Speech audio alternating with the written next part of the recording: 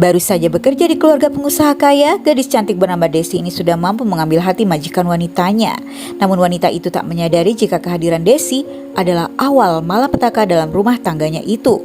Di mana sebelumnya Desi yang merupakan seorang mahasiswi yang bekerja serabutan merasa lelah dan tak menolak saat seorang wanita kepala pelayan rumah seorang pengusaha kaya raya bernama Marta menawarkan pekerjaan untuknya sebagai pelayan di rumah itu. Dan hari itu pun Desi tiba di depan pintu gerbang rumah megah tersebut dan wanita itu pun sudah menantinya untuk memperkenalkannya pada nyonya majikannya yang tengah berbadan dua.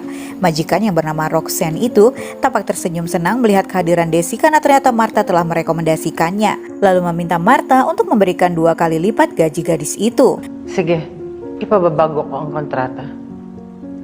Kamar Desi pun terletak di lantai yang sama dengan sang majikan, mengingat sang nyonya ingin agar Desi selalu siaga saat ia membutuhkan bantuannya.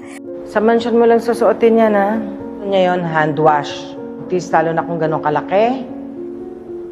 Setelah memberitahukan semua tugas yang harus ia lakukan, Nyonya Marta pun bergegas pergi. Dan siang itu Desi pun memulai tugasnya termasuk mengurus putri majikannya yang terlihat mandiri dan tak banyak bicara. Saat makan bersama ibunya, dengan penuh percaya diri gadis kecil itu pun mengatakan jika Desi sangat menyukai dirinya, membuat Desi hanya tersenyum melihatnya.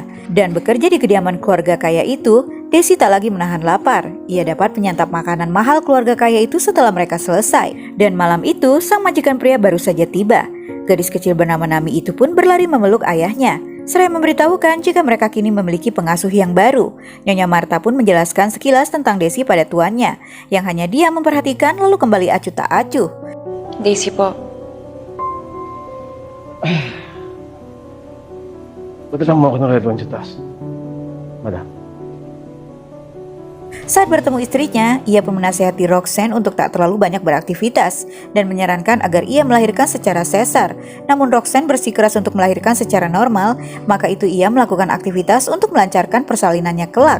Dan malam itu, Nyonya Marta pun meminta Desi untuk mengantarkan minuman yang dipesan majikannya dan hanya menunduk saat melihat kemesraan kedua majikannya itu. Lalu saat masuk ke kamarnya, ia pun merebahkan tubuhnya, namun tiba-tiba Nami memintanya untuk tak merapatkan pintu kamarnya yang terhubung dengan kamar Desi. Desi pun menurutinya.